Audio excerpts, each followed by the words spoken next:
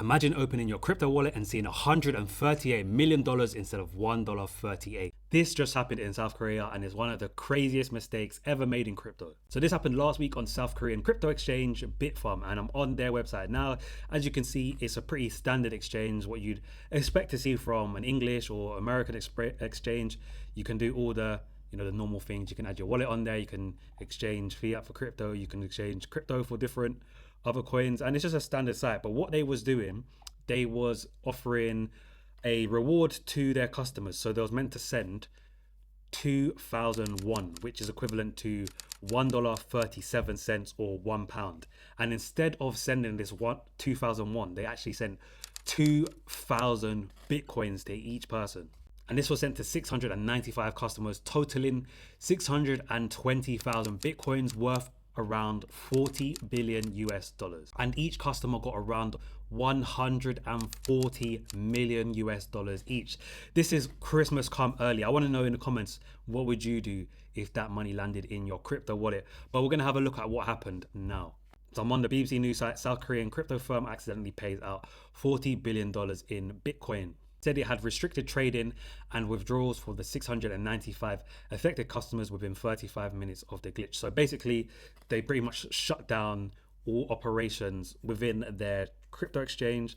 They shut down trading, they shut down withdrawals, so people couldn't withdraw the money, they couldn't trade it to another wallet. And this actually caused the price of Bitcoin to go down 17% on this exchange. It didn't happen on the rest of the market, but on this exchange, Bitcoin went down 17% because of this error.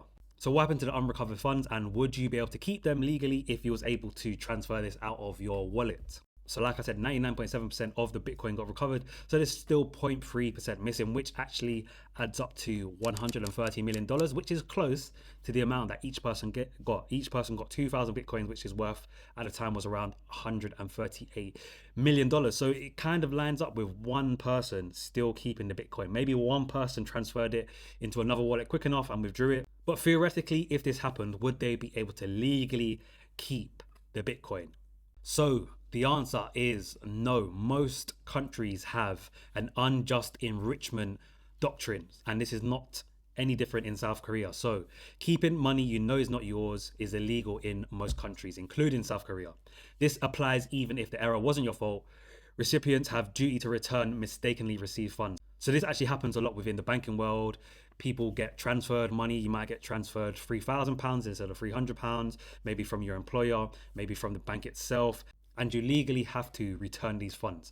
Crypto might be harder to trace once you send it to another wallet, there's no reversal, but you're still running that risk of doing something illegal, and there's going to be consequences. If you get found out by doing this, there's going to be consequences. But 130 million US dollars, I think a lot of people will be willing to take that risk. Me personally, I would return it. I wouldn't want to be on the run with $130 million.